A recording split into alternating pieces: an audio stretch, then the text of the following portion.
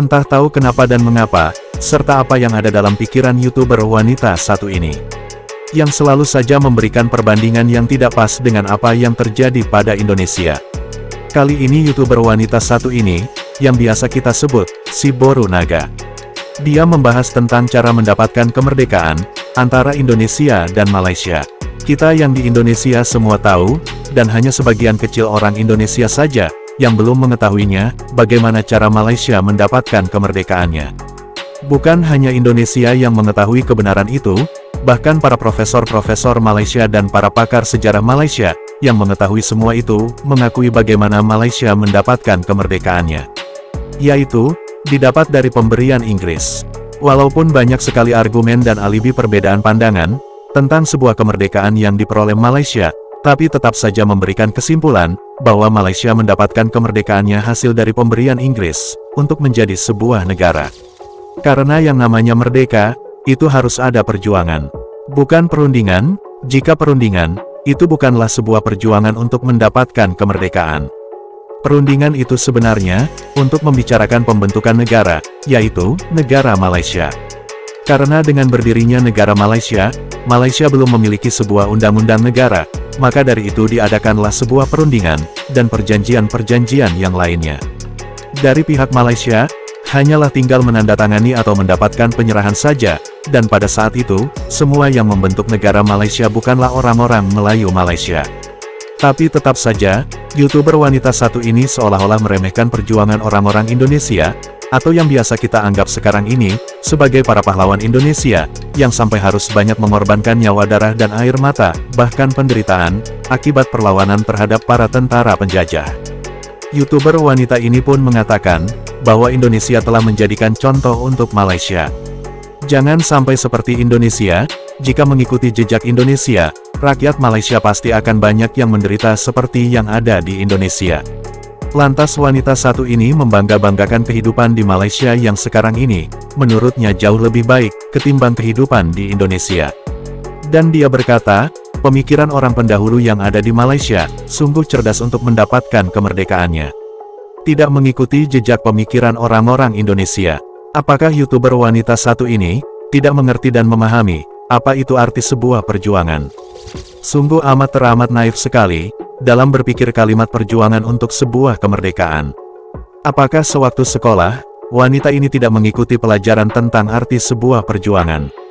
Padahal wanita ini dilahirkan di tanah yang penuh perjuangan. Dibesarkan di tanah yang penuh dengan perjuangan. Akan tetapi, perkataan wanita satu ini seolah-olah memberikan nilai yang buruk, tentang sebuah perjuangan yang dilakukan oleh seluruh rakyat Indonesia dalam merebut kemerdekaannya. YouTuber wanita satu ini, berbicara seperti ini, karena mendapatkan informasi dari YouTuber Malaysia, yang memberikan pandangan berbeda terhadap sebuah kemerdekaan Malaysia. Dikarenakan para netizen-netizen Indonesia, dan sebagian profesor-profesor Malaysia, dan para pakar sejarah kemerdekaan Malaysia, mengatakan dan menganggap, bahwa kemerdekaan Malaysia didapat dari hasil pemberian Inggris. Jika bukan dari orang-orang Malaysia sendiri, mana mungkin netizen-netizen Indonesia mengatakan itu, mengatakan Malaysia merdeka hasil pemberian Inggris. Netizen-netizen Malaysia, seolah-olah menyalahkan netizen-netizen Indonesia karena mengatakan seperti itu. Harusnya, mereka terlebih dahulu menyalahkan para profesor-profesor Malaysia, dan para pakar sejarah kemerdekaan Malaysia lah yang sudah mengatakan dan menceritakan kemerdekaan Malaysia seperti itu. Yaitu, bahwa kemerdekaan Malaysia, hasil dari pemberian Inggris.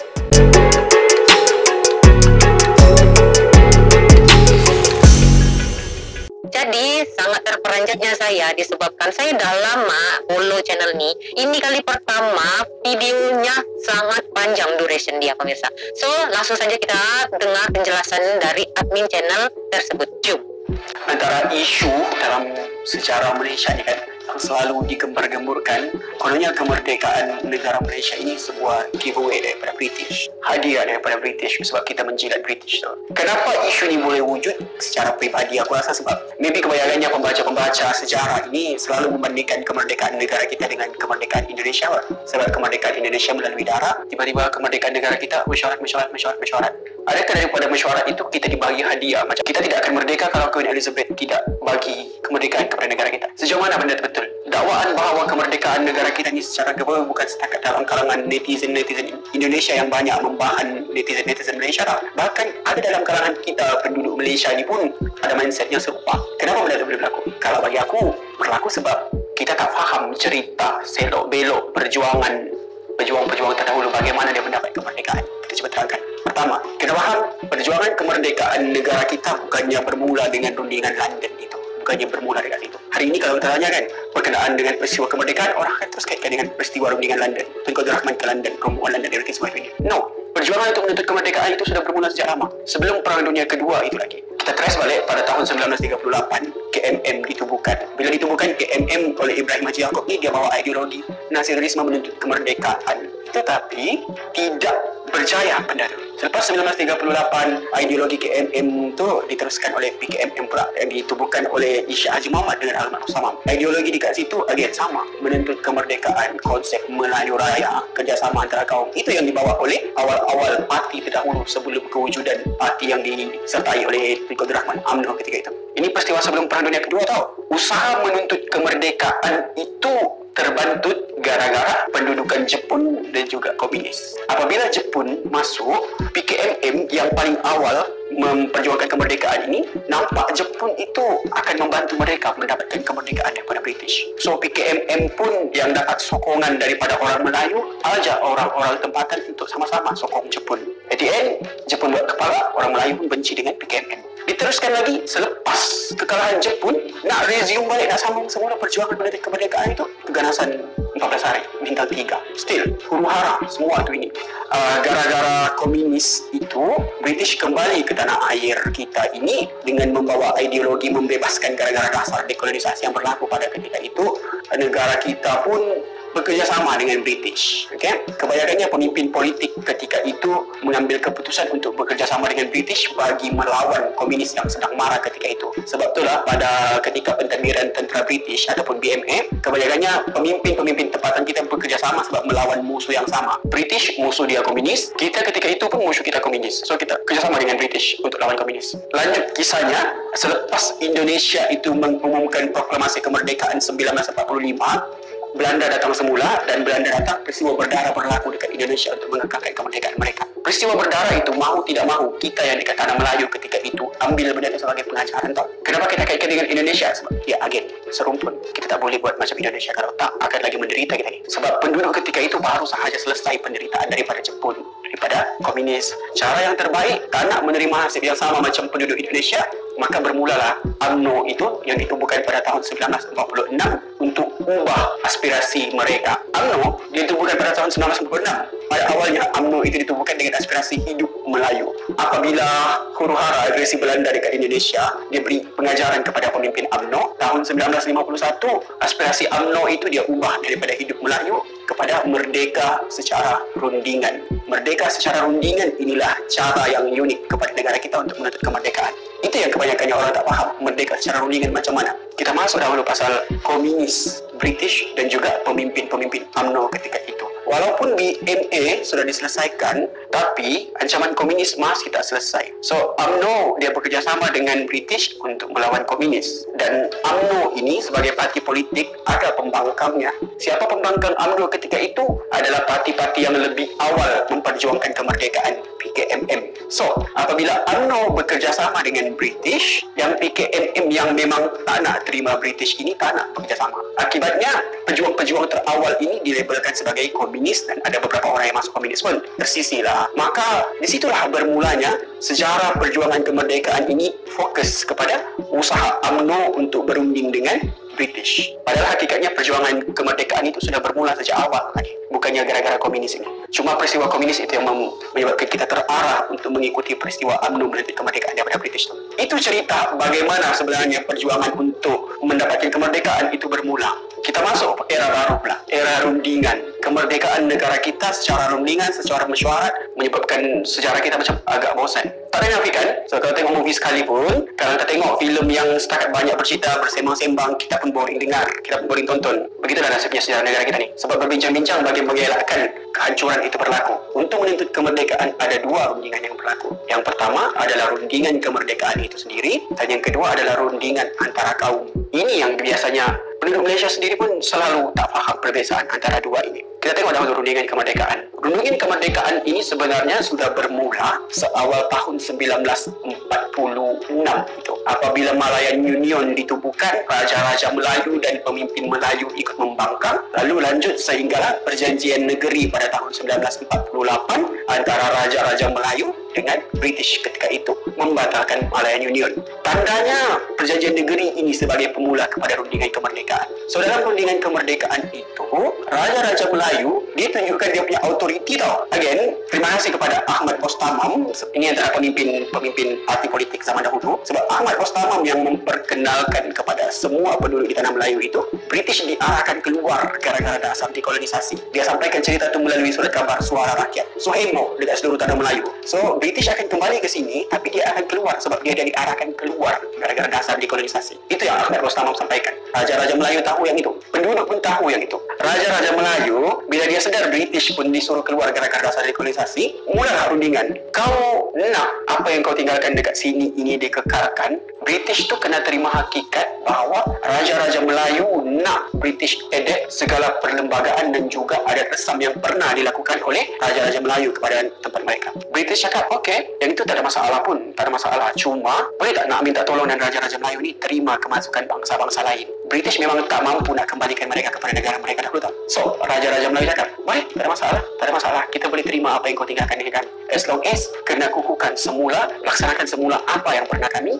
lakukan dekat negeri-negeri kami ini. Itu antara perkara dalam perjanjian negeri 1948 itu. Lanjut daripada perjanjian negeri itu, jadilah perjanjian persekutuan 1948. Ini bukan giveaway tau. Dia berbincang, Raja-Raja Melayu berbincang dengan British dalam rundingan kemerdekaan ini. Win-win situation, merdeka dan kekalkan apa yang ada, dan British cakap, tapi tolong ambil apa yang kami telah bawa di sini. Dia bukannya giveaway, kena faham yang tu. Kunjungan daripada persefahaman rundingan antara Raja-Raja Melayu dan juga British dalam rundingan kemerdekaan itu, maka Raja-Raja Melayu pun setuju dengan British, setuju ya, bukannya akur, bukannya ikut. Dia setuju dengan British untuk mengkaji sejauh mana kesanggupan rakyat. Sebab Raja-Raja Melayu dia nak tahu juga macam mana pendapat rakyat untuk wujudkan kajian. Itu yang kita panggil sebagai Suruhanjaya Raid. Kalau tengok dalam dokumen Suruhanjaya Raid pun Raja-Raja Melayu yang setuju lantik mereka. Rundingan antara kaum pula, itu lain, itu topik seterusnya. So, sebagai kesimpulan, no, kemerdekaan negara kita bukan giveaway. Dia sebab persefahaman. Jangan bandingkan dengan Indonesia sebab sejarah kita berbeza.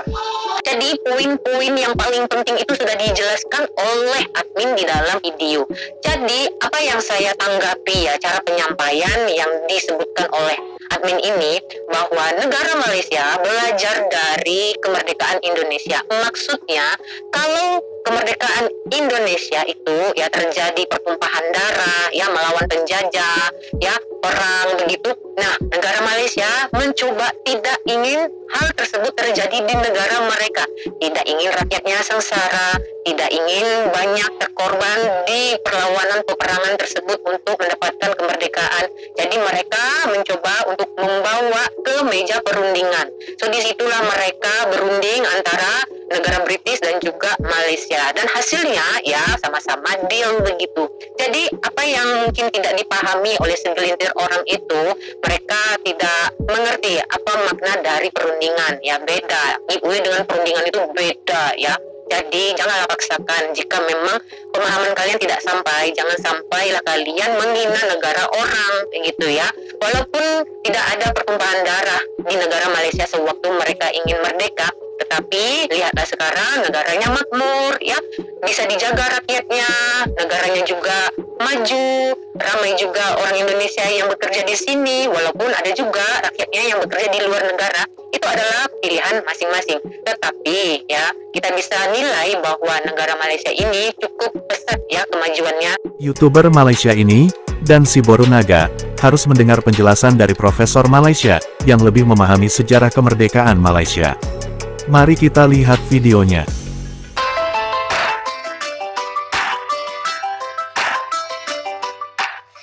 guys, jumpa lagi. Kali ini kita akan membahas mengenai proses kemerdekaan Malaysia.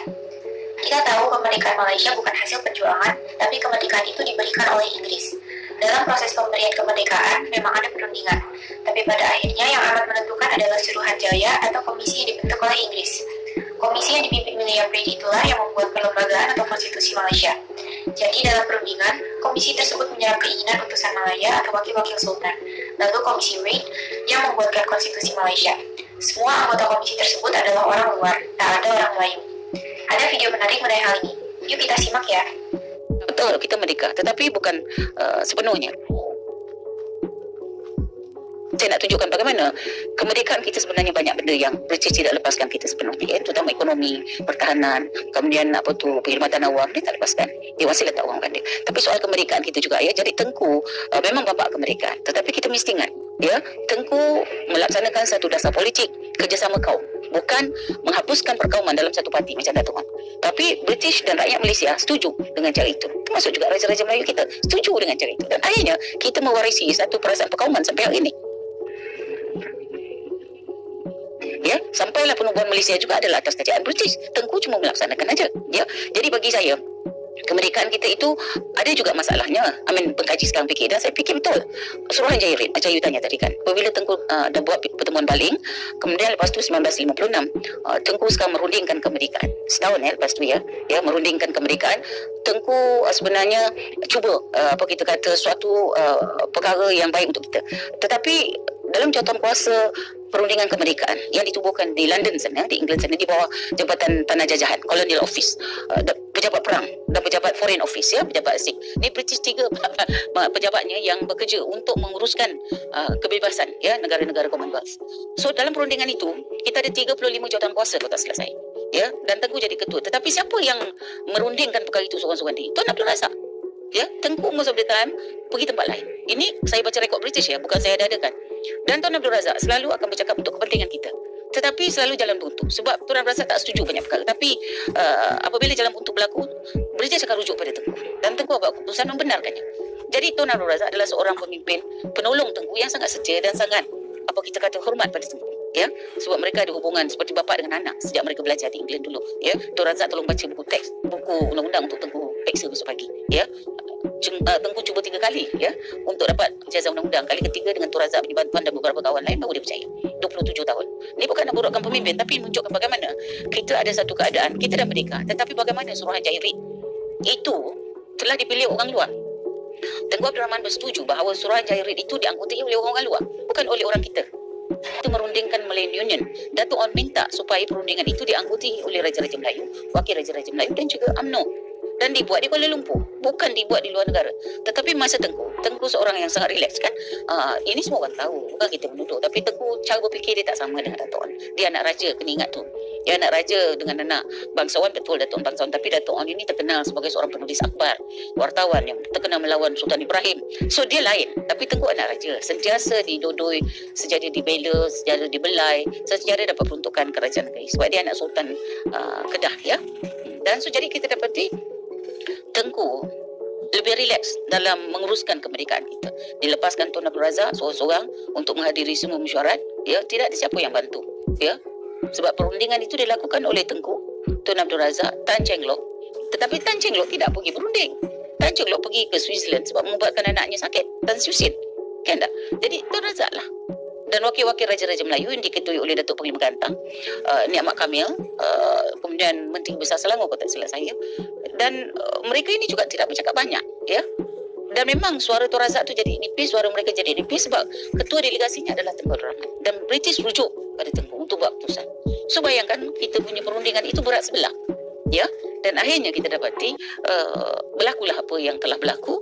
Satu Suruhanjaya bebas diadakan, dan Tengku bersetuju. Kenapa Tengku bersetuju? Kerana tidak adalah misalnya pengaruh daripada orang Melayu, orang Cina, orang India dalam Suruhanjaya bebas itu, kan? Supaya bila tak ada pengaruh, maknanya nampak dia tidak dipengaruhi oleh parti perikatan, ya. So yang menjadi anggota Suruhanjaya bebas ialah wakil daripada ketuanya adalah Suruhanjaya, ketuanya adalah Reid, dia ketua daripada United Kingdom.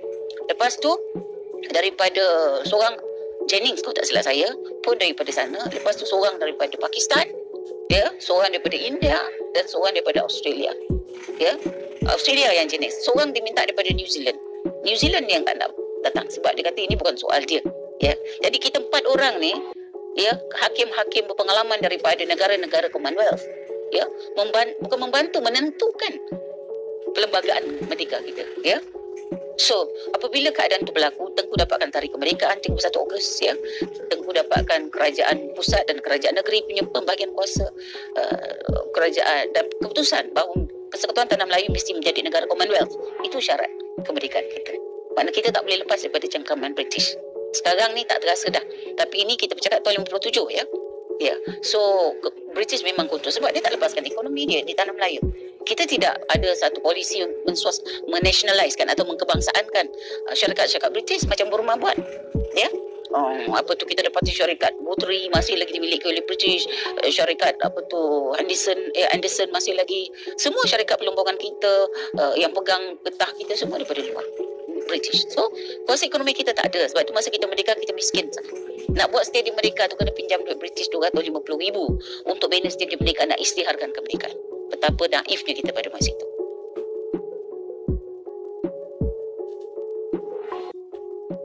Merdeka! Merdeka! Merdeka! Merdeka!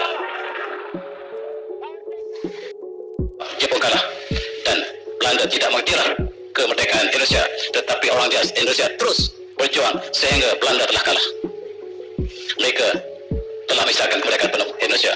Mereka menentukan Pancasila. Sama juga dengan perjuangan di Malaya. Dr. Baharudin Hilmi telah mengisahkan kemerdekaan negara kita pada 2 Ogos 1945 di Hotel Majestic depan kereta api. Dan dia, sebagaimana Soekarno telah mengisahkan kemerdekaan Indonesia, maka kita merdeka pada masa yang sama. Berbeza dengan Indonesia, tuan-tuan. Orang Melayu menentang kemerdekaan. Siapa kata orang Melayu merdeka? Orang Melayu menentang kemerdekaan yang telah disahkan oleh Dr. Baharudin Hilmi. Mereka menentang. Mereka panggil British datang balik. Wahai master, kami telah ada orang yang merdeka. British datang kembali. Orang Melayu jemput British datang kembali. Dan kata British, bukan orang ini yang saya beri kemerdekaan pada kamu. Kamu saya akan beri kemerdekaan sebab orang itulah saya komunis. Sampai hari ini Dr. Baharudin Hilmi dalam sejarah kita disebut sebagai komunis. Inilah perjuangan sebenar, tuan-tuan. Tetapi Jepun telah kalah.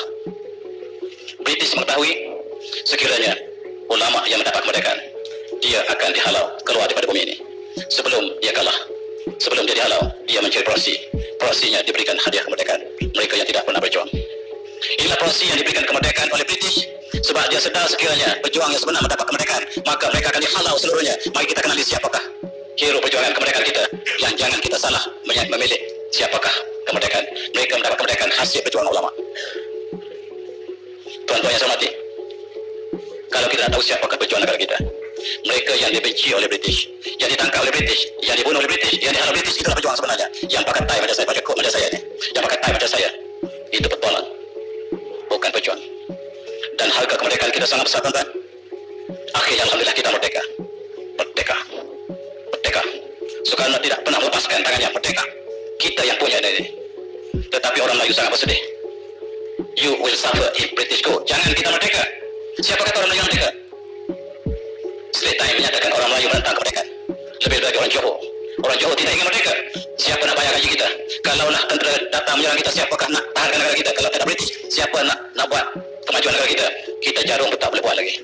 Siapa kata orang Melayu merdeka? Mari kita kenal kembali pejuang-pejuang ulama yang ingin merdeka, tetapi sebahagian bangsawan kita masih selesa dengan British. Inilah sejarah barangkali yang kita harus kenal kembali. Siapakah petualang, siapakah yang berjuang untuk kemerdekaan? Akhirnya kita merdeka, alhamdulillah, tuan-tuan. Dan ini simbol kemerdekaan kita. Tetapi mari kita renung sekejap. Tengok yang berjuang kemerdekaan yang diiktiraf oleh British dan negara kita. Tengok hidung mereka yang pegang bendera itu. Apakah sama dengan hidung kita? Bukan, tuan. Mereka bukan bangsa kita. Dan yang sama seperti kita yang bawah, yang hidungnya seperti kita yang mati di bawah. Ini perjuangan sejarah yang tulis oleh British. Tuan-tuan lihat di dinding tugu kita. Inilah tokoh-tokoh perjuang kemerdekaan. Tuan lihat namanya, apakah nama ada orang Melayu? Tak ada seorang nama Melayu. Yang ada nama India, nama British. Ini sejarah kita ditulis bahawa siapa yang berjuang British ialah hero negara. Siapa yang menentang British ialah penderhaka. Dan sejarah ditulis dalam buku tersebut. Mari kita kenali kebenaran sejarah kemerdekaan negara kita. Kita lihat hadiah kemerdekaan ialah apabila yang berjuang tidak berjuang menerima kemerdekaan, mereka menerima syarat yang sukar untuk kita bayangkan. kerakyatan diberikan setiap pokok. Yang kedua, untuk merdeka, kamu tidak ada undang-undang. Oleh sebab itu, untuk merdeka, kamu harus menggunakan undang-undang Christian Common Law sebagai undang-undang tertinggi negara.